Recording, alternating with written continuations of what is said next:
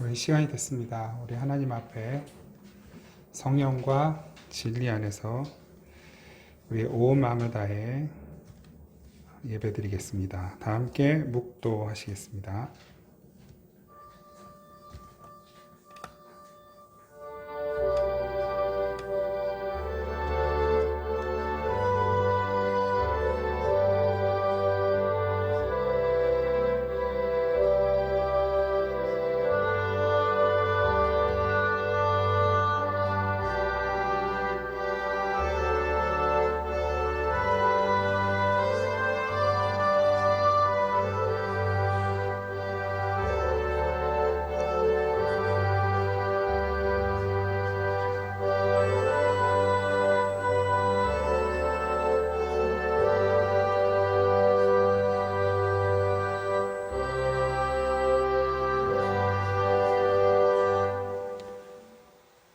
오라 우리가 굽혀 경배하며 우리를 지으신 여호와 앞에 무릎을 꿇자. 그는 우리의 하나님이시요 우리는 그가 기르시는 백성이며 그의 손이 돌보시는 양이기 때문이라. 너희가 오늘 그의 음성을 듣거든 너희 마음을 완악하게 하지 말지어다. 아멘. 우리 안에 계시는 성령님, 이 시간에도 저희들의 몸과 마음을 지배하고 다스려 주셔서 우리의 삶이 거룩한 산제물이 되는 예배로 주님께 드려지기를 원합니다. 하나님, 우리를 붙들어 주옵소서. 연약하고 고단한 우리의 마음과 몸을 다스려 주시옵소서. 순결하고 거룩한 제물이 되기에 합당하도록 주여 이 시간 저희들을 새롭게 하여 주옵소서. 우리의 예배를 받으시고 하늘로부터 내려오는 신령하고 놀라운 은혜로 말미암아 다시 한번 새 옷을 입고 세상으로 나아가는 은혜가 있게 하옵소서. 예수 그리스도의 이름으로 기원하옵나이다. 아멘. 찬송가 27장 찬양 드리겠습니다. 찬송가 27장 찬양 드립니다.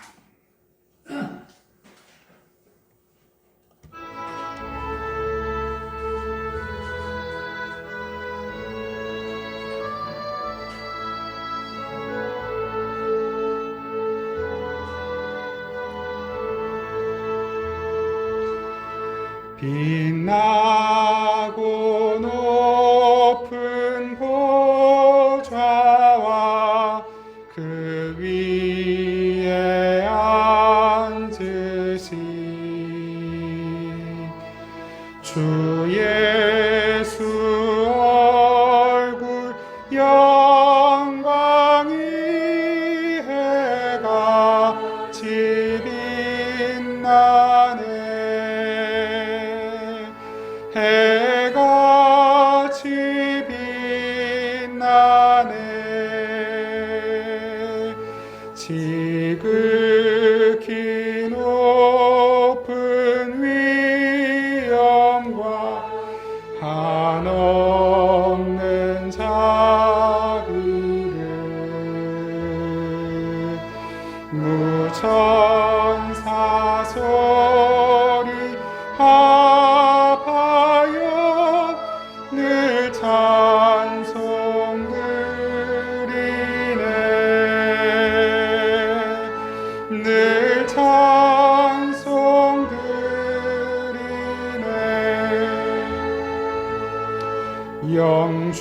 영축은 나를 살리려 그 영광 떠나서 그 부끄러운 십자가 나 위에 지셨네. 나 위에 지셨네. 나 이제 생명 있음을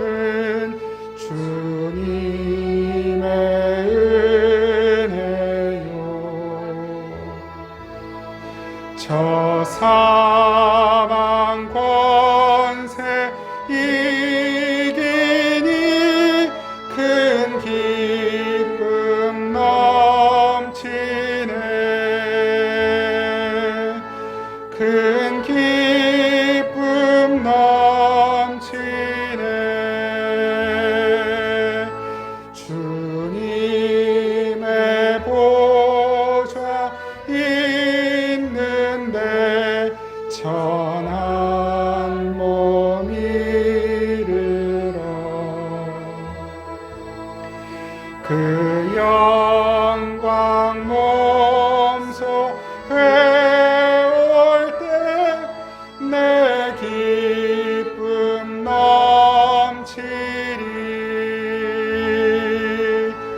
내 기쁨 넘치리 아멘.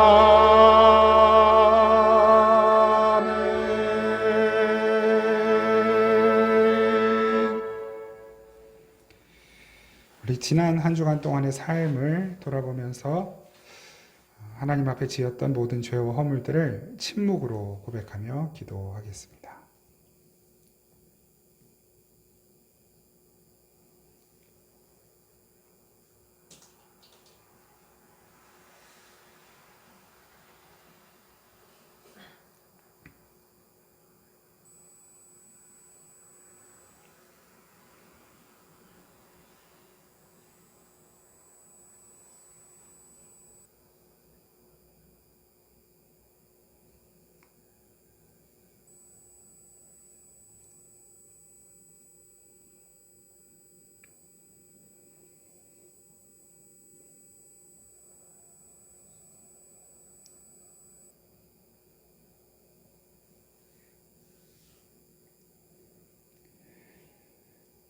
주님께서 말씀으로 우리를 위로하십니다.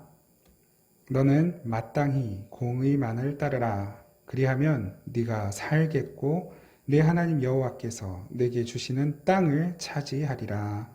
아멘. 사도신경으로 우리 신앙을 고백드립니다.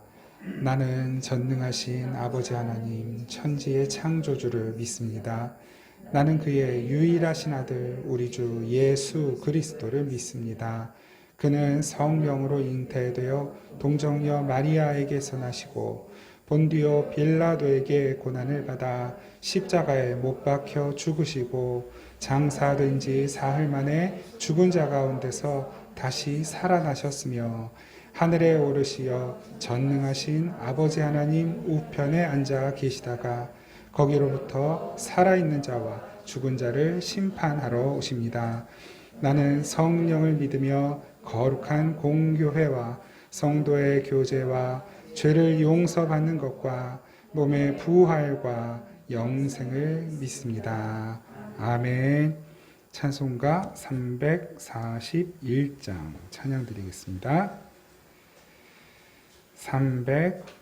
341장입니다.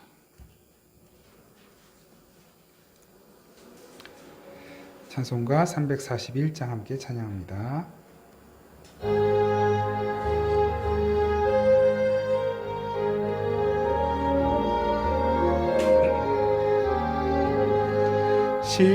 십자가를 내가 지고 주를 따라갑니다. 이제부터 예수로만 나의 보배 삼겠네. 세상에서 부귀 영화 모두 잃어버려도 주의 평안 내가 받고 영생 복을 받겠네. 주도 곤욕 당했으니 나도 곤욕 당하리. 세상 사랑 감사하나 예수 진실합니다. 예수 나를 사랑하사 빛난 얼굴 보이며 원수들이 미워해도 염려할 것 없겠네.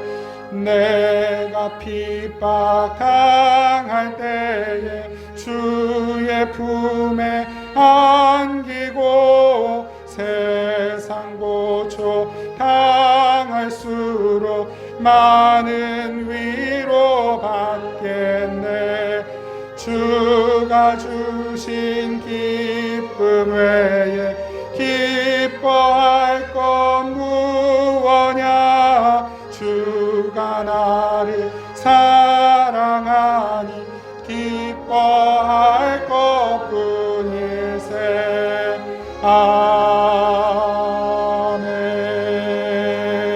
아멘. 기도드리겠습니다.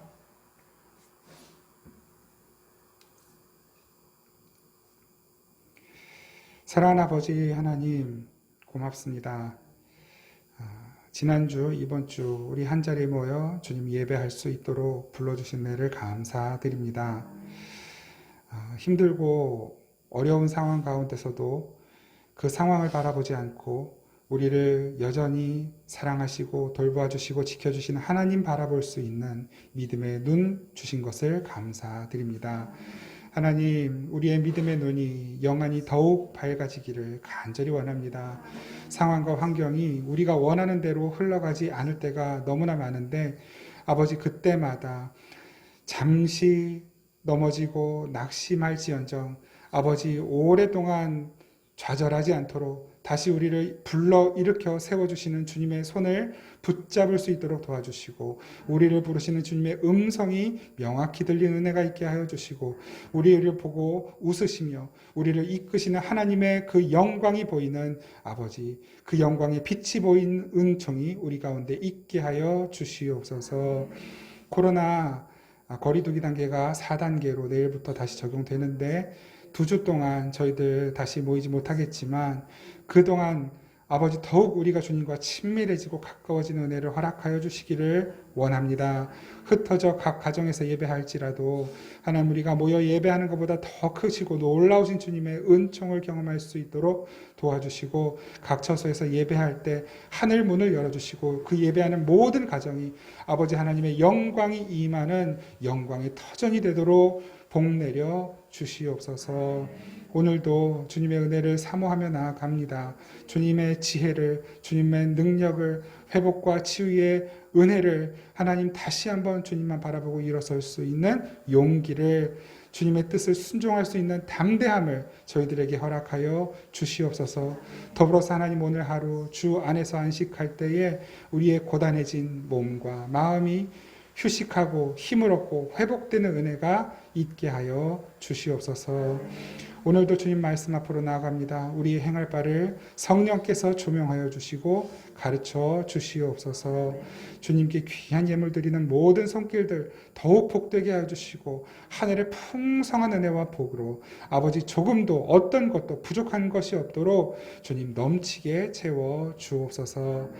주님께 마음을 드리며 주님께 삶을 드리는 그 귀한 손길들을 더욱 복되게 여겨주시고 그 삶을 기쁘게 받으셔서 하나님 나라와 영광 위하여 사용하여 주시옵소서. 감사드리고 우리를 사랑하시는 예수 그리스도의 이름으로 기도드립니다. 아멘. 우리 하나님 말씀 함께 보겠습니다. 마태복음 5장 10절부터 12절까지 말씀입니다. 마태복음 5장 10절부터 12절까지 말씀. 마태복음 5장 10절에서 12절 우리 다 찾으셨으면 한 목소리로 함께 받들어 읽겠습니다. 시작. 의를 위하여 박해를 받은 자는 복이 있나니 천국이 그들의 것임이라. 나로 말미암아 너희를 욕하고 박해하고 거짓으로 너희를 거슬러 모든 악한 말을 할 때에는 너희에게 복이 있나니 기뻐하고 즐거워하라. 하늘에서 너희의 상이 큼이라. 너희 전에 있던 선지자들도 이같이 박해하였느니라. 아멘. 산상수훈 9번째 시간 그리고 팔복 마지막 8번째 말씀을 함께 나누고자 합니다. 하늘의 상을 받은 사람들이라는 제목으로 하나님 말씀을 나누도록 하겠습니다. 이 팔복은 우리가 복을 받기 위해 갖추어야 하는 8가지 덕목을 가르쳐 주시는 내용이 아니라 이미 복을 받은 우리들이 이 세상에서 살아갈 때 우리의 삶을 통해 반드시 나타나게 되는 복받은 자들의 삶의 모습 또는 현상들을 말씀하시는 것이다. 예수님께서 가르쳐 주시는 것이다라고 늘 전제하고 이 팔복의 말씀을 나누고 있죠. 그래서 천국의 원리를 우리가 이 땅에서 적용하면서 살려고 하다 보니까 세상의 원리와 너무 다른 게 많잖아요. 다른 전혀 반대 방향으로 가는 것들이 너무 많잖아요. 그러니까 우리가 이 세상의 원리에 적용해서 살 때는 아무 문제가 없었습니다. 누가 우리를 괴롭히는 사람도 없었고 우리는 그냥 세상에 적응하면서 살면 충분히 만족할 수 있는 삶을 살 수 있었어요. 근데 하나님께서 우리 안에 찾아오셨어요. 성령께서 들어오셨습니다. 예수 그리스도를 믿게 하셨습니다. 그 예수 그리스도로 말미암아 우리가 이 세상의 사람이 아니라 땅의 사람이 아니라 하늘의 사람, 하늘로부터 태어난 사람, 그게 이제 거듭났다라는 말이었잖아요. 아노땐 위로부터 난 자들, 위로부터 태어난 자들, 그게 거듭남이거든요. 아노땐 그 하늘로부터 온 자라는 것을 알게 되었고, 하늘로부터 온 자들은 하늘의 원리, 하늘의 법칙을 따라 살게 돼요. 하늘의 법칙이라는 게 뭡니까? 하나님의 말씀이죠. 하나님의 방법, 하나님의 뜻, 하나님의 원리, 하나님의 통치 방식입니다. 우리들은 하나님의 통치 방식에 맞추어 따라 순종하며 살아가는 사람들이에요. 하나님 나라 가면 그게 아주 자연스럽기 때문에 거리낄 게 전혀 없어요. 부담스러울 것도 없어요. 심령의 가난함도 없고 애통할 것도 없고 의에 줄이고 목마를 것도 없어요. 마음이 청결하게 하기 위해서 뭘 할 것도 없어요. 화평하게 할 일도 없어요. 예수님이 거기 계시니까 이미 예수님과 함께 우리는 완전한 한 몸이거든요. 화평을 이룬 자들이 되는 거거든요. 완성이에요. 의를 위하여 핍박받을 일도 없죠. 그게 하나님 나라예요. 하나님 나라의 삶의 방식이고 원리입니다. 그것이 이 땅에서 하나로 보여진 것이 무엇이냐면 십자가죠. 예수 그리스도의 십자가. 그 십자가는 어떤 사건을 말하는 것이 아니라 하나님 나라의 삶의 원리를 말하는 거거든요. 하나님의 통치 방식. 그게 무엇이었습니까? 하나님의 뜻이면 나의 자율성, 어떤 나의 자존심, 이런 건 말하자면 없어져도 되는 거예요. 좀 표현이 그럴지 몰라도 죽는 거예요. 나의 자율성, 나의 자존심, 내가 원하는 어떤 욕심들이 그 십자가 안에서 죽는 것입니다. 그건 이제 바울이 갈라디아서 2장 20절로 말씀으로 이제 표현을 한 거죠. 내가 그리스도와 함께 십자가에 못 박혀 죽었다. 그건 뭐냐면 나는 하나님의 뜻, 하나님의 통치 방식에 완전히 순종하는 자가 되었다라는 말이거든요. 예수님의 십자가는 아버지의 뜻에 완전히 순종하신 예수님의 순종의 모습이었습니다. 그것이 십자가로 나타나는 것이죠. 그것이 하나님과 화목하게 된 자들의 삶의 모습이거든요. 그 하나님과 화목한 자들은 무엇으로 하나님과 화목하게 됐냐면 우리가 지난주 말씀 나눴지만 예수님이 화목 제물이 되셨잖아요. 화목 제물이 되신 예수님의 그 제물로 드려진 살과 피를 나누어 먹잖아요. 그 예수님이 최고의 만찬으로도 나타내 주셨고 그것을 기념한 성찬식으로도 나타났지만 우리가 레위기 말씀을 보면서 이것이 구약에서 하나님께서 화목 제물을 성도들이 서로 함께 나누어 먹으라고 하신 뜻이 있었다라고 하는 것을 우리가 지난주 말씀을 통해 봤죠. 그러니까 우리가 화평케 하는 자로 산다는 것은 화목 제물 대신 예수 그리스도로 말미암아 하나님과 화목하게 되고, 그러니까 우리의 노력이나 우리 열심으로 하나님과 화목을 이루는 것이 아니라 하나님이 우리와 화목하게 되시는 거예요. 우리가 하나님과 화목하게 되는 것이 아니라 하나님이 우리와 화목하게 되셔요. 그래서 그 화목 제물로 오신 예수님이 이사야 9장에서는 어떤 분이셨습니까? 왕이셨잖아요. 왕. 하나님과 우리에게 왔어요. 평강의 왕이에요. 하나님과 우리를 화목하게 하시는 왕이셨단 말이에요. 예수님을 만나고 예수님의 살과 피를 먹었더니 그분은 단순히 그냥 희생 제물이 아니라 우리를 다스리시는 왕이셨던 거예요. 그 왕이신 예수 그리스도 안에 들어가서 우리는 예수님과 연합한 자로 하나님과 화평하게 되었고 화목하게 되었고 이제는 세상을 향하여서는 그 화목 제물 대신 예수님처럼 예수님을 나누는 자, 예수의 살과 피를 나누는 자로 살게 되는 거예요. 그게 화목해 하는 자죠. 싸우는 자리에 가서 이렇게 서로 화해시키고 피스메이커로 사는 것이 화목해 하는 자가 아니라 화목 제물 대신 예수 그리스도를 나누는 자, 그 예수님의 떡, 예수님의 피를 나누는 자, 이게 우리의 양식이다를 나누는 자예요. 자, 이걸 먹어야 우리 산다. 나눠줬더니 세상이 어떻게 합니까? 그렇게 화평케 한 자로 살려고 하는데 세상은 뭐야 이거 못 먹을 걸 주네. 왜 먹지도 못할 건 나한테 줘? 치워 버려. 필요 없어. 이것이 세상이 예수님 복음 하나님 나라에 대한 반응이에요. 하나님을 알지 못한 자들, 성령이 없는 자들의 당연한 반응이에요. 그럼 세상은 어디에 더 반응할까요? 그 화평이 예수 그리스도인 화평이 아니라 보여지는 화평이어야 해요. 간디 방식의 화평, 비폭력, 무저항적인 화평, 평화, 전쟁이 없는 평화. 내가 힘을 가져서라도 내 근육을 빵빵하고 단단하게 만들어서 무기를 갖추어서라도 누가 나에게 덤비지 못하게 만드는, 그리고 얘와 쟤가 서로 싸우지 못하게 만드는 힘을 갖추어서 보여주는 평화, 또는 마더 테레사가 보여준 방식의 어떤 나눔과 평화. 정말로 세상 사람들이 사실 필요한 것은 정말 지금도 그렇지만 예수님이라는 떡보다는 밀가루로 쌀로 만든 떡과 빵이 더 필요한 사람들이 실제로 많거든요. 물론 그것도 교회가 정말 잘 해야만 됩니다. 해야 돼요. 그런데 그것을 나누는 것을 가리켜서 화평을 나눈다, 평화를 나눈다, 사람을 살린다라고 성경은 말하지 않는 거예요. 그걸 당연히 해야 되는 것인데 그것 자체가 하나님이 보실 때는 살리는 일이나 화평을 나누는 일이 아닌 거예요. 예수를 나누는 게 화평을 나누는 것입니다. 예수를 전하는 것이 생명을 전하는 거예요.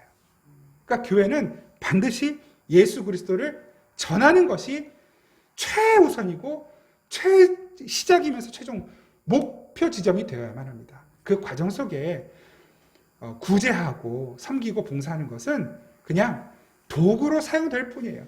우리는 그것들을 가지고 우리의 실적을 쌓거나 나의 가치, 인간의 가치를 높이는 사람들이 아닌 것입니다. 그런데 세상은 그렇게 자신의 삶을 들여서 헌신하고 희생한 인간들의 가치를 높여주는 거거든요. 그게 바리새적, 율법주의적 화평이고 율법주의적 선행이죠. 그게 율법주의적, 인간적, 세상적 의로움이에요. 그게 세상이 또 요구하는 의로움이기도 해요. 그 의로움을 내놓기 위해 수많은 사람들이 헌신했고 자신의 생명을 드리기까지 했죠.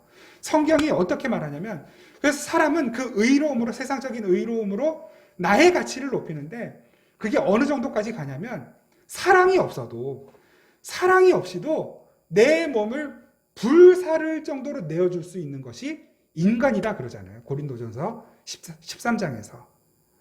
사랑이 없이도 우리는 우리 자신을 불태워 남을 위해 내놓을 수 있어요. 그걸 의로 여긴단 말이에요. 그건 안 된다가 아니라, 오해하시면 안 돼요. 그건 안 된다, 그건 나쁜 거다가 아니에요. 좋은 거죠. 좋은 것인데 하나님의 관점으로, 성경의 관점으로, 기독 신앙의 관점으로, 그리스도 신앙의 관점으로 사랑이 없이, 그 사랑은 뭡니까? 예수 그리스도시잖아요. 예수 없이 내놓는 선행, 의로움, 희생, 헌신은 하나님 앞에서 카운트가 안 되는 거예요. 내가 이거 이렇게 가져왔습니다. 하나님 인정해 주세요. 그게 안 된단 말이에요. 그게 성경의 가르침이에요. 그러니까 우리가 그 얘기를 하면 세상은 달가워하지 않는 것이죠. 내가 그동안 얼마나 착하게 살았는데, 얼마나 열심히 살았는데, 그게 이제 바리새인들이었잖아요. 예수님이 오셔서 바리새인들 그렇게 착하게 열심히 율법을 지키며 자기의 의로움과 선을 내놓았던 사람들에게 예수님이 하신 말씀이 뭡니까? 잘하였도다 착하고 충성된 종아 아니었잖아요. 뭐였습니까? 회개하라 그러셨죠. 회개하라. 메타노이아, 회개하라. 회개. 그게 메타노이아거든요. 회개라는 말, 메타노이아라는 말이 뭐냐면 지금까지 이 길로 왔는데 잘못 왔다는 거예요. 틀렸다. 방향이 틀렸다는 거예요. 그 길로 가면 안 된다는 거예요.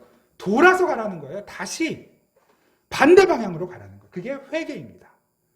바리새인들은 이 길이 옳다고 믿었어요. 이게 의로움이라고 믿었어요. 하나님이 주신 율법을 내가 지키며 사는 것이 하나님께 인정받고 천국 가는 길이라고 믿었어요. 그런데 예수님이 오셔서 하시는 말씀이 회개하라요. 회개하라. 그러니까 이 유대인들이, 바리새인들이 그 예수님이 선포하시는 복음이 반가웠겠습니까? 기뻤겠습니까? 열이 받고 화가 나고 어처구니가 없었겠습니까? 어처구니 없는 것이죠. 그동안의 자기의 의로움들을 다 예수님이 묵살해버리는데 화가 나죠. 자존심에 상처가 나는 거예요. 그것이 인간이거든요. 자존심에 상처난 인간은, 자기의 자율성을 빼앗겨버린 인간은 복음을, 예수님을 십자가에 못 박아 죽이게 되어 있는 것입니다. 그걸 핍박이라고도 할 수 있겠죠. 그게 고난이고 환난인 거예요. 세상과 다른 방식으로 가는 우리들을 세상이 대할 때 어떻게 대하느냐. 측은하게 바라보기도 하고 핀잔을 주기도 하죠. 왜냐하면 우리의 껍데기만 봐야 되거든요, 세상은. 그러니까 교회가 착한 일 많이 하고 선한 일 많이 하고 이로운 일을 많이 하면 그래, 교회 괜찮네. 그런데 뭐 어제도 또 뭐 뉴스가 또 하나 또 나왔더만요. 목회자가 뭐 잘못된 일을 하나 하는 거, 뭐 교회 집사가 권사가 뭐 잘못된 일을 하나 하는 거가 이렇게 뉴스에 나오거나 사람들에게 알려지면 그냥 교회 전체가 웃음거리가 되는 거예요. 비웃음거리가. 그게 무슨 교회야? 너희들이 교회 다니면서 그렇게 행동하는데 우리가 교회 가고 싶겠냐? 차라리 난 절에 가겠다. 차라리 나는 성당에 가겠다. 차라리 나는 나를 믿고 살겠다. 이것이 세상이 겉으로 나타나는 교회에 대한 반응이거든요. 핀잔 조롱. 그게 핍박이라고 할 수 있고 환난이라고도 할 수 있겠죠. 그런데 오늘 본문 말씀에서 예수님께서 말씀하시는 그 핍박, 환난의 조금 더 정확한 의미는 5장 10절 말씀 한번 보시죠. 의를 위하여 박해를 받는 자. 이 박해, 예전 이제 우리 개역 한글에는 핍박이라고 되어 있잖아요. 이게 디오코라는 단어를 써요. 디오코. 이게 뭐냐면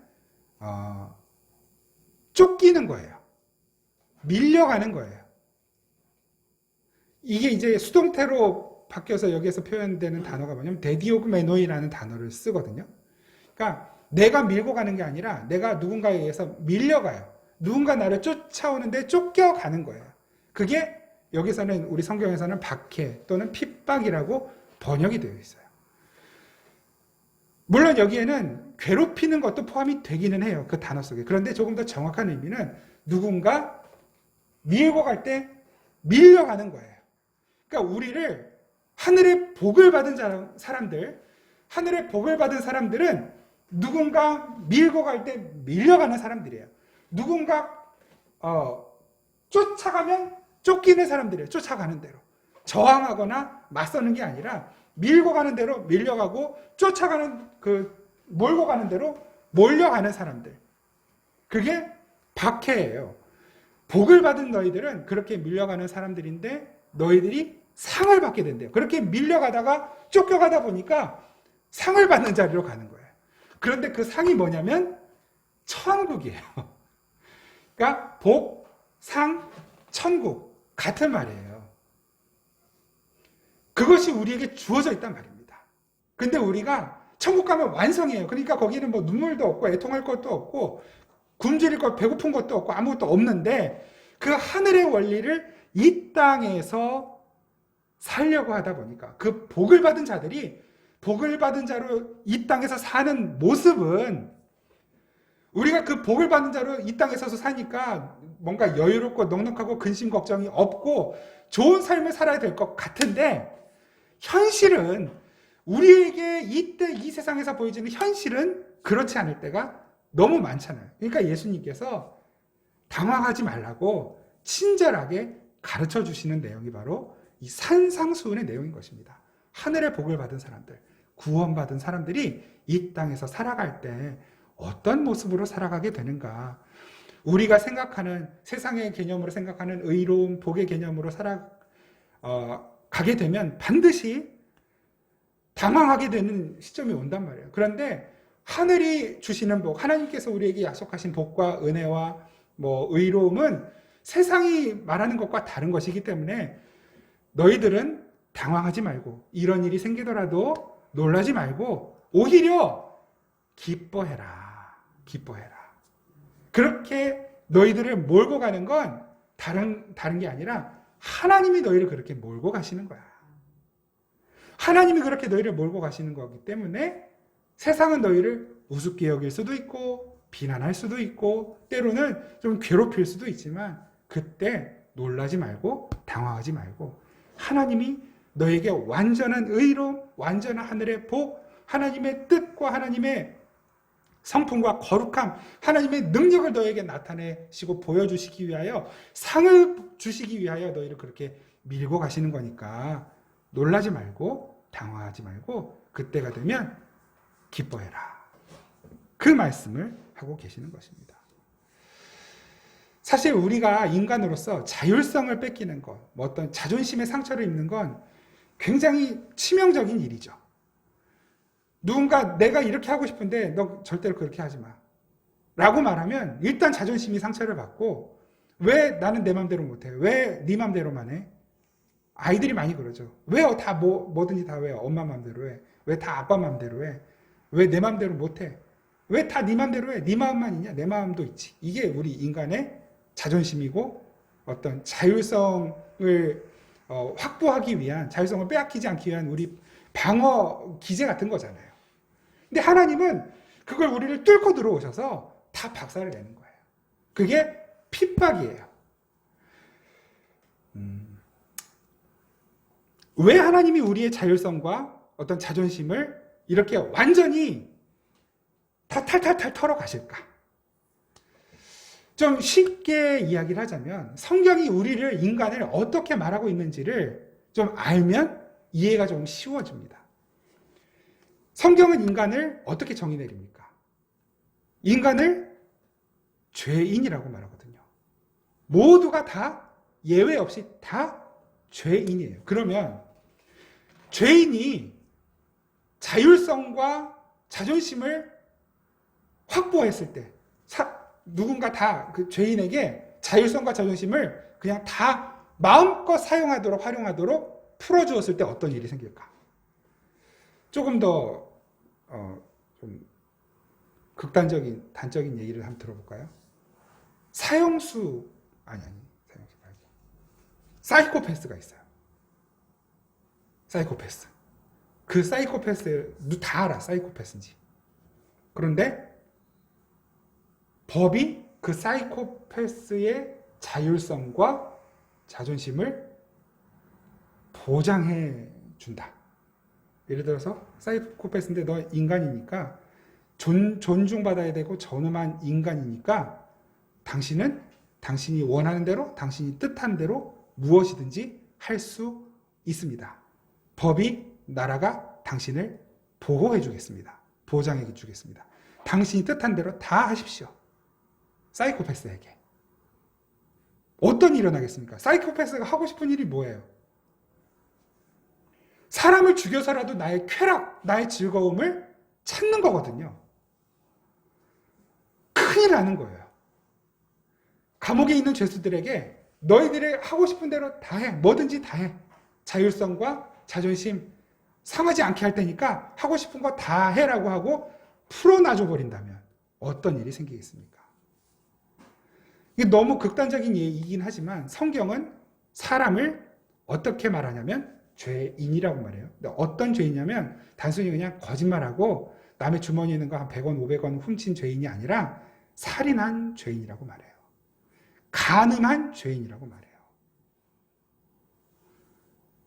그런 죄인들이 자율성과 자존심과 욕심을 확보하고 원하는 대로 다 할 수 있다고 한다면 그 상태를 가리켜 지옥이라고 말하는 거죠.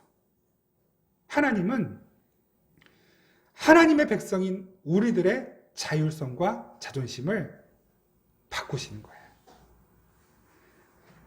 우리 마음대로 살도록 내버려 두시는 것이 아니라 하나님의 백성이 된 우리들을 하나님의 뜻대로, 하나님 마음대로, 하나님의 법과 통치 원리에 따라 살아가도록 만드시는 것입니다.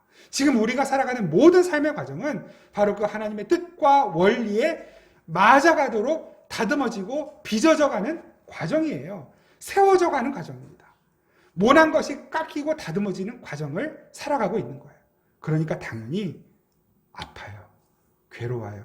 나의 옛 자아가 있는데 그 옛 자아가 죽어가는 과정이에요. 그리고 새 자아로 살아가야만 하는 과정이에요. 그러니까 이건 누가 우리를 뭐 괴롭히고 막 핍박하고 이게 아니어도 이미 우리는 충분히 힘든 거예요, 사실. 하나님 뜻대로 살아가는 것조차도 우리 스스로도 이 괴롭다고요. 그 자체가 핍박이에요. 옛 자아가 내 안에 살아있어요. 그 옛 자아가 나의 새 자아를 계속 공격하는데요. 심지어 나 그 옛 새 자아를 이겨버리는데요. 그 자체가 핍박이에요. 그러니까 정말 하나님의 뜻대로 하나님의 말씀을 따라 살고 싶어 하면 할수록 더 자유롭고 더 기쁘고 막 행복해지는 게 아니라 오히려 더 괴롭고 힘들어질 때가 있는 것입니다. 그 와중에 하나님께서 우리에게 힘을 주셔서 우리의 새 자아에, 우리의 새 사람에게 힘과 능력을 부어주시면 막 두드려 맞으면서도 그냥 막 한없이 배실배실 웃게 되는 그런 순간들이 문득문득 찾아오는 거예요. 성령으로 충만하게 되는 어떤 순간들에 우리는 다 잃고 다 뺏기고 아무것도 내가 원하는 대로 되는 게 없는 그 순간에조차도 나도 모르는 사이에 배시시 웃고 있는 그런 순간들이 문득문득 찾아온단 말입니다. 그게 뭐 길게 가면 좋겠지만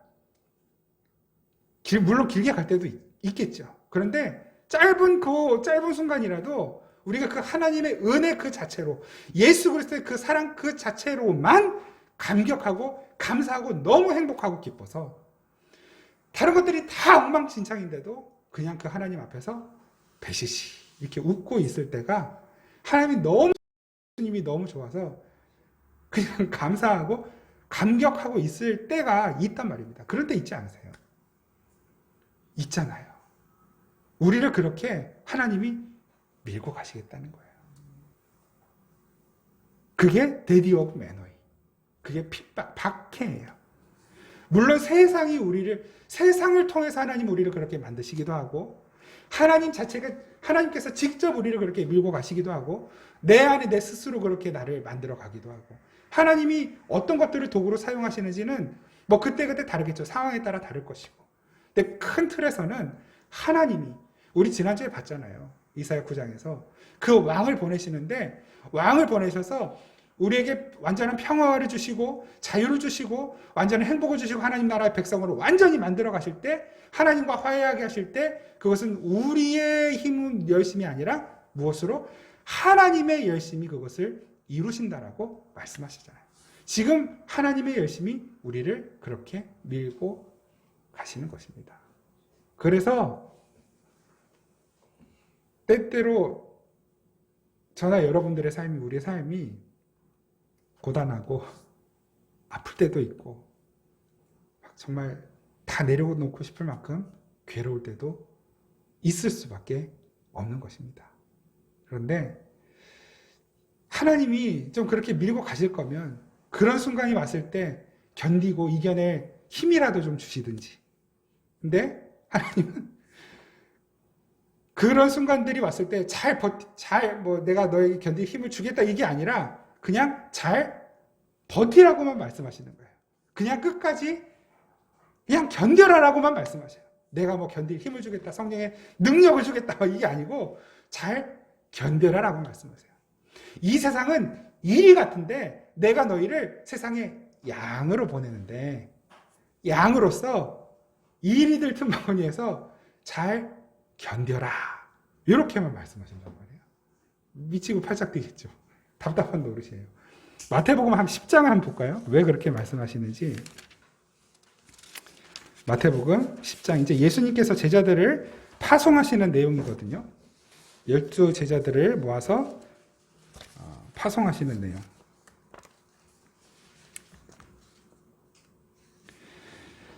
자, 10장 1절부터 제가 한번 읽어볼게요. 예수께서 그의 12제자를 부르사, 이제 이 12제자는 지금의 이제 교회죠. 저와 여러분들이에요. 더러운 귀신을 쫓아내며 모든 병과 모든 악한 것을 고치는, 약한 것을 고치는 권능을 주시니라. 권능을 주시긴 주셨네요. 귀신을 쫓아내는 권능, 약한 것을 고치는 권능을 주셨다 그래요. 그런데 그 다음 12사도의 이름은 이러하니 쭉 이제 사도들의 이름이 나오고 5절 예수께서 이 12를 보내시며 명하여 이르시되 이방인의 길로도 가지 말고 사마리아인의 고을에도 들어가지 말고 오히려 이스라엘 집에 잃어버린 양에게로 가라. 가면서 전파하여 말하되 천국이 가까이 왔다. 복음을 말하는 거죠. 천국이 가까이 왔다. 예수님이 공생 시작하시면서 제일 먼저 하신 말씀이셨잖아요. 회개하라. 천국이 가까이 왔다. 그 예수님의 말을 전하라는 거예요. 떡을 나눠주라는 거죠.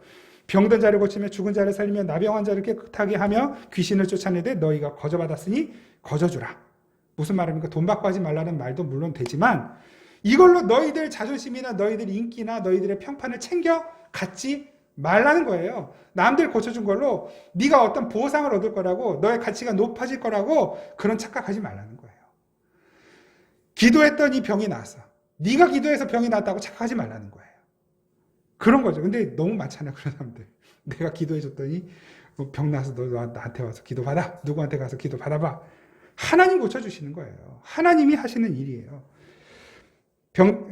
너희 전대 금이나 은이나 동을 가지지 말고 여행을 위해 배낭인 두보롯이나 신이나 지팡이를 가지지 말라. 이는 일꾼이 자기의 먹을 것을 받는 것이 마땅함이라. 하나님께서 먹이시겠다는 거죠. 어떤 성이나 마을에 들어가든 그 중에 합당한 자를 찾아내 너희가 떠나기까지 거기 머물라. 또 그 집에 들어가면 평안하기를 빌라. 그 집이 이에 합당하면 너희 빈 평안이 거기 임할 것이요 만약 합당하지 아니하면 그 평안이 너희에게로 돌아올 것이니라. 누구든지 너희를 영접하지도 아니하고 너희 말을 듣지도 아니거든 그 집이나 성에서 나가 너희 발에 먼지를 떨어버리라. 그러니까 세상은 우리가 복음을 전하면 우리를 환영하기보다는 우리를 거절하고 거부하는 일이 훨씬 더 많을 거란 말이에요. 근데 우리가 거기 살 수 있는 일은 뭐예요? 나를 이렇게 거부해? 내가 예수 복음을 전하는데 나를 이렇게 거절해? 저주를 퍼붓지 말고 그냥 발에 묻은 먼지 떨고 가라는 거예요. 떠나라는 거예요. 거기를. 누구든지 너희를 영접하지도 아니하고 너희 말을 듣지도 아니하는 그 집의 성에서 나가 너희 발에 먼지를 떨어버리라. 내가 진실로 너희에게 이르노니 심판날에 소돔과 고모라 땅이 그 성보다 견디기 쉬우리라. 뭡니까? 심판을 하나님이 하시겠다는 거죠. 그들이 복음을 거절하고 거부한 대가는 하나님이 치르시게 할 건데 너희들이 기분 나쁘다고 자존심 상한다고 열받는다고 뭐 저주를 붓거나 뭐 무슨 해코지하거나 절대로 그러면 안 된다는 거예요. 그리고 그 다음에 하시는 말씀이 뭐냐면 보라 내가 너희를 보냄이 양을 이리 가운데로 보낸 같도다. 아니 귀신을 쫓아내는 능력이 있고 약한 것을 고치는 능력이 있는데 양이래요. 양. 그런 능력을 가지고서도 세상이 물어 뜯으면 뜯길 수밖에 없는 양. 세상이 얼마든지 제압할 수 있는 양으로 보낸다는 거예요. 그러므로 너희는 뱀같이 지혜롭고 비둘기같이 순결하라. 그리고 뒤에 삼가 너희를 막 공에 넘겨주고 어쩌고 이런 얘기가 나와요. 그러니까 세상은 우리를 이겨요. 표면적으로는 현실적으로는 세상이 우리보다 훨씬 강해요. 힘이 있단 말입니다. 그럼 우리는 그런 세상을 대할 때 어떻게 대해야 되느냐 말이죠. 뱀의 지혜로 대하라고 말씀하셔요. 비둘기의 순결함으로 대하라고 말씀하시는 거예요. 뱀의 지혜는 무엇입니까? 아담을 유혹하여 타락하게 만들었던 것이 뱀의 지혜죠. 그 뱀의 지혜에 속지 말라는 거예요. 뱀이 어떻게 우리를 속이고 넘어뜨리는지 거기에 넘어가지 말라는 거예요. 그 뱀의 지혜는 뭡니까? 네 자존심 챙겨. 너의 자율성 챙겨. 너의 권리 챙겨. 너의 인기 챙겨. 아니 남의 병 고쳐주고 네 목적도 못 챙기냐? 네 거 챙겨.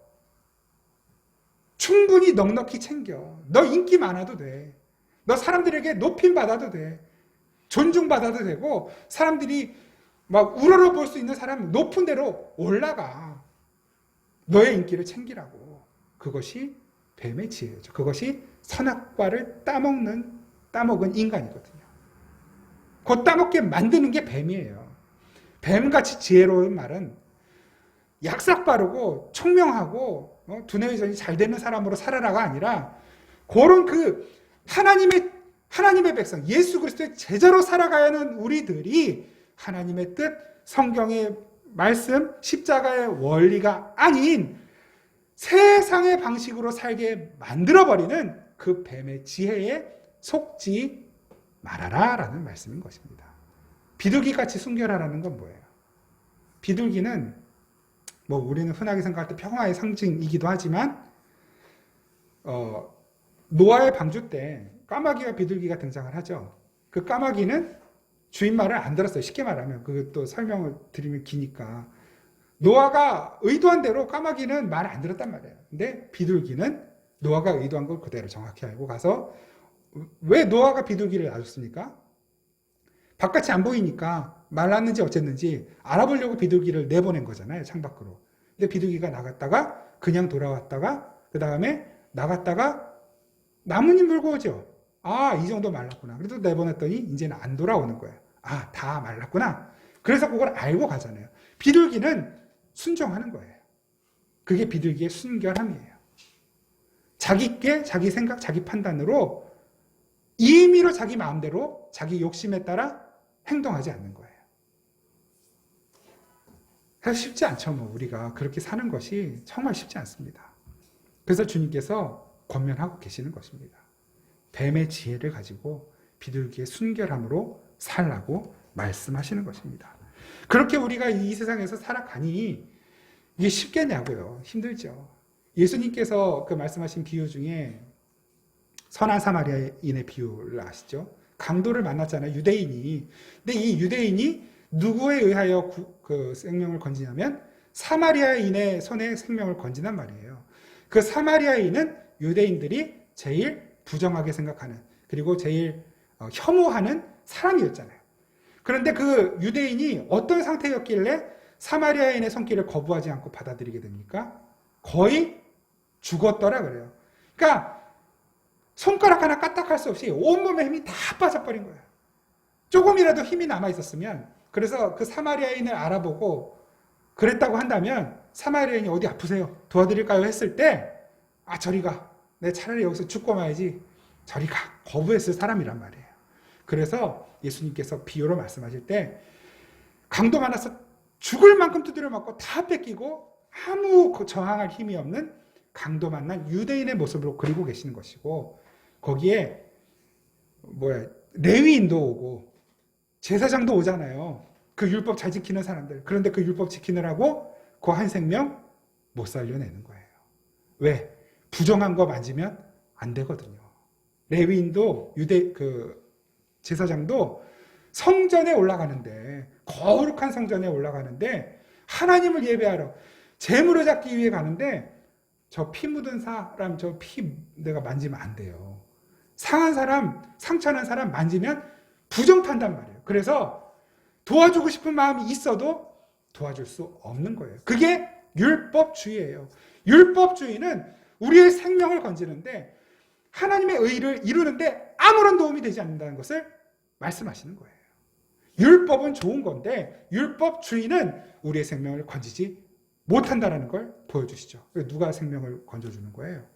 사람들이 다 손가락질하고 부정하다. 율법주의자들이 죄인 취급하는 사마리아인이 와서 그 강도 만난 유대인을 나귀 등에 실어주고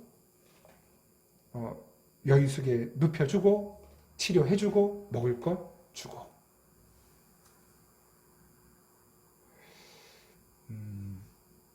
뭐겠습니까? 우리는 누구겠어요? 물론 선한 사마리아인이 되어야 하지만 그 선한 사마리아인은 예수님이시잖아요. 우리는 강도 만난 자처럼 힘을 빼앗기는 거예요.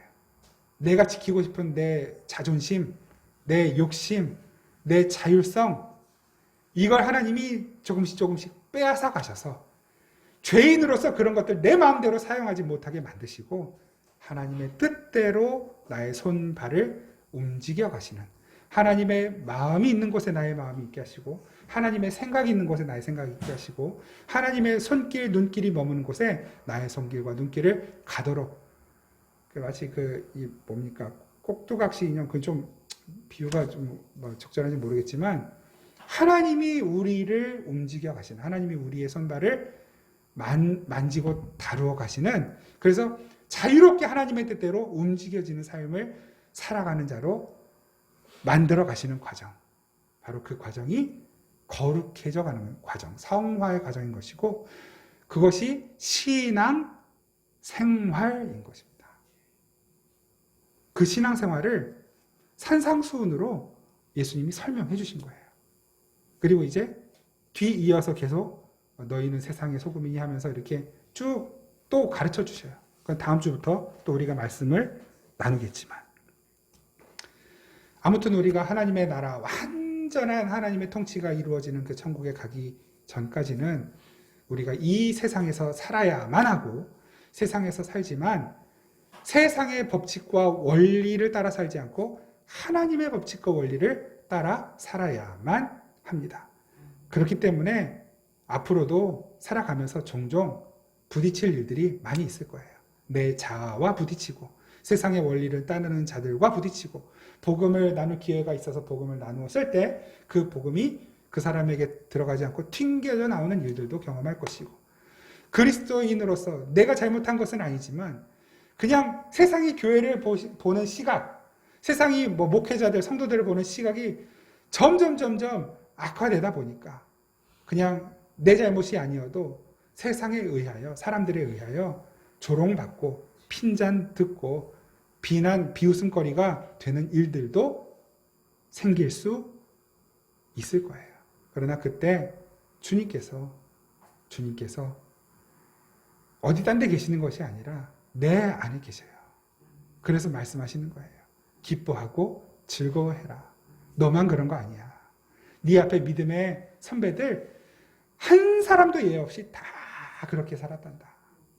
복음을 위해 살려고 하면, 하나님 나라 백성으로 살려고 하면 한 사람도 예외 없이 다 그렇게 살아야만 해. 너 잘 가고 있는 거야. 그게 네가 진짜 그리스도인이라는 증거야. 기뻐하고 즐거워해라 라고 주님이 말씀하시는 것입니다. 성경 좀 한 군만 찾아볼까요? 골로새서 1장 24절. 오늘 좀 성경 많이 찾아보려고 했는데요. 한 곳 두 곳만 찾아보겠습니다. 골로새서 1장 24절. 에베소, 빌립보, 골로새 이렇게 되죠. 1장 24절. 찾으셨으면 우리 같이 한번 읽어볼까요? 시작. 나는 이제 너희를 위하여 받는 괴로움을 기뻐하고 그리스도의 남은 고난을 그의 몸된 교회를 위하여 내 육체에 채우노라. 아멘. 바울이 골로새 교회에 전하는 메시지죠. 그리스도의 남은 고난을 내 육체에 채우노라. 무슨 말입니까? 예수님께서 고난받으신 그 십자가 고난 이런 것들이 뭔가 분량이 부족해가지고 그 나머지를 내가 채우며 살아가야 된다는 뜻일까요? 그렇게도 해석을 하면 굳이 이렇게 그건 틀렸다라고 말하고 싶은 생각은 없어요. 그렇게 해서라도 내가 주를 위해 살겠다. 누가 뭐라 하겠어요. 그런데 여기에서 그리스도의 남은 고난이라는 말은 이런 거예요. 예를 들어 드릴게요. 피자 한 판을 시켰어요. 피자 한 판을 시켜서 8조각이 나왔는데 7조각을 다 먹고 한 조각이 남았네요. 그 남은 한 조각은 피자입니까? 치킨입니까? 피자를 시켜서 피자를 먹었기 때문에 남은 건 피자예요. 그러니까 이거는 얼만큼이 남았냐, 분량이 얼만큼이냐, 그리스도의 고난의 분량은 얼만큼이고 내 고난의 분량은 얼만큼이냐를 말하는 게 아니라 그게 무엇이냐를 말하는 거예요. 피자를 시켜서 먹고 남겼으면 피자가 남아있는 거예요. 그러니까 예수님께서 사셨던 삶의 방식, 예수님이 받으신 그 고난, 세상으로부터의 고난, 유대인들, 유대주의자들, 율법주의자들로부터 받으셔야 했던 그 고난이 똑같이 교회와 성도들에게도 똑같이 찾아오는 거예요.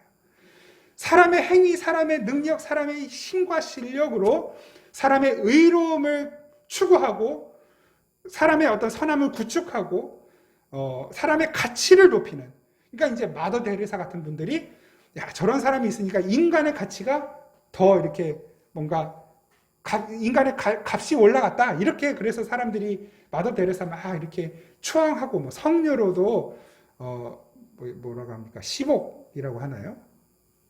그렇게 말하잖아요. 성녀, 성인으로 인정을 해주는 거잖아요. 우리 인간의 가치를 높여준 사람. 예수님의 고난은 우리의 고난이에요.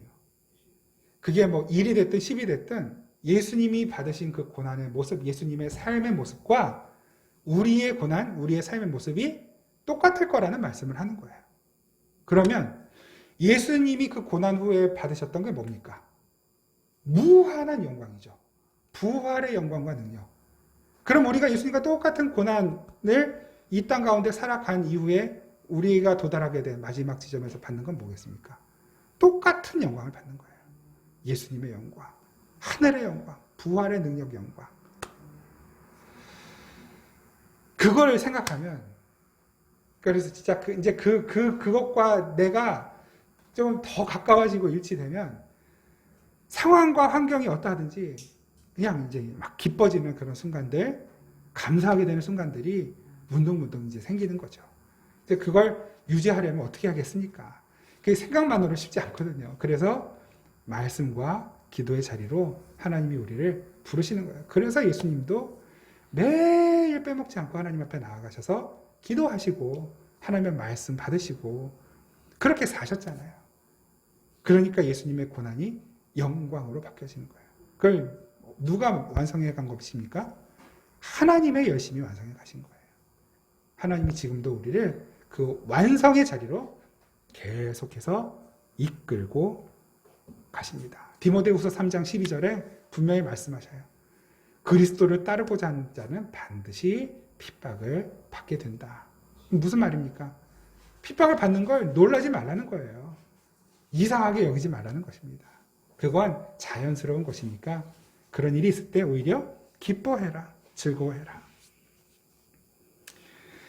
우리 마지막 한 곳만 좀 찾아보죠. 사도행전 5장 말씀 보겠습니다. 사도행전 5장 40절, 41절. 그리고 혹시 펜이 있으시면 그 성경 사도행전 5장 40절, 41절 그 옆에다가 베드로전서 4장 12절로 하나 써놓으세요. 사도행전 5장 40절, 41절 그 옆에다가 베드로전서 4장 12절 하나 써두십시오. 똑같은 내용이거든요. 그러니까 같은 메시지거든요. 한번 같이 읽겠습니다. 사도행전 5장 41, 42절 시작. 사도들은 어쩌셨나요? 사도행전 5장 41절, 42절 시작. 사도들은 그 이름을 위하여 능욕받는 일에 답당한 자로 여기심을 기뻐하면서 공회 앞을 떠나니라. 그들이 날마다 성전에 있든지 집에 있든지 예수는 그리스도라고 가르치기와 전도하기를 그치지 아니하니라. 아멘. 복음을 전하는 사도들을 유대인들이 잡아가죠. 하나님을 말해야 되는 이들이 왜 예수를 말하는가? 말하지 마라. 더 이상 그 이름을 언급하지 마라. 그랬더니 사도들이 어떻게 했대요? 기뻐했대요. 야, 이게 진짜구나, 우리가. 이게 진짜라서 이런 일이 생기는 거구나. 그리고 날마다 하나님의 말씀, 복음을 나누고 전하는 것을 그치지 않았다. 이것이 저와 여러분들 우리들의 삶이어야만 하고 교회의 모습이어야만 합니다. 비록 상황이 친절하진 않죠. 이 코로나 등등등 비롯해서 지금 우리의 신앙생활의 현실과 상황은, 환경은 그렇게 우리에게 친절하지 않지만 하나님이 항상 함께 계시거든요. 하나님이 쉬지 않으시거든요. 하나님은 굉장히 열심히 지금 우리를 위해서 일하고 계시거든요. 여러분들의 삶도 만만치 않으실 걸 압니다. 고단하시고 힘드시고 피곤하실 걸 알아요. 그러나 하나님이 훨씬 더 나를 위해 열심을 내고 계신다는 걸 기억하시고 힘내십시오. 그리고 잠깐이라도 주님과 눈을 맞추시는, 그리고 주님의 입술에 나의 귀를 갖다 대고 주님의 귀에 나의 입술을 갖다 대는 주님과의 친밀한 교제가 중단되지 않도록 여러분 스스로 하나님 앞에 그 말씀과 기도의 삶을 잘 이어가실 수 있기를 간절히 바랍니다. 하나님께서 크신 은혜와 복을 우리 생명의 단비교회 모든 성도님들께 부어주실 줄 믿습니다. 기도하겠습니다. 하나님 정말 고맙습니다. 내 힘, 내 실력으로는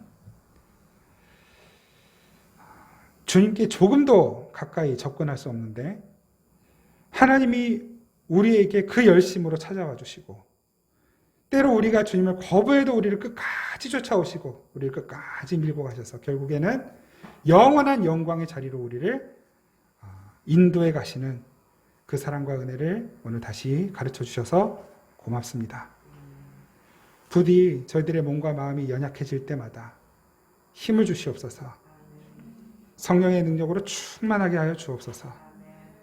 뱀의 지혜를 가지고 비둘기의 순결함을 가지고 주님의 선하신 뜻을 잘 헤아리고 순종하는 믿음의 삶을 살아갈 수 있도록 은총을 베풀어 주시옵소서. 주님, 더불어 주님 앞에 간절히 기도합니다. 우리 사랑하는 성도들 가운데 몸이 정말 연약한, 사람이 고치기 어려운 질병으로 고통받는 지체들도 있고, 마음의 깊은 상처로 말미암아 도무지 웃을 수 없는 지체들도 있습니다. 가정의 어려움이 있고, 경제적인 어려움이 있고, 관계의 어려움이 있습니다. 부디 주님, 우리들 가운데 지금도 일하고 계시는 주님, 치료와 회복의 은총과 은혜를 내려 주시옵소서. 주님의 때에 주님의 방법으로 허락하여 주옵소서. 주님의 때를 기다리며 끝까지 주의 은혜를 구하며 나아가기를 간절히 원하고, 우리 안에 선한 일을 이루실 주님을 기대하고 감사드리며 우리를 사랑하시는 예수님의 이름으로 기도드립니다. 아멘.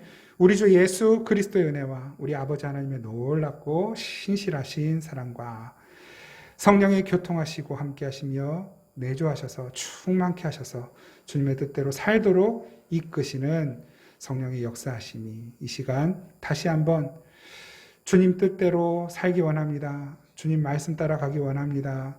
세상이 우리를 넘어뜨리고 유혹하고 핍박할 때에도 뱀의 지혜를 알고 비둘기의 순결함을 가지고 아버지 주의 뜻을 순종함으로 승리하는 삶을 살기 원합니다. 다짐하며 나아가는 생명의 단비교회 모든 성도들과 이 땅의 모든 교회들 가운데 항상 함께 계시기를 간절히 축원하옵나이다. 아멘.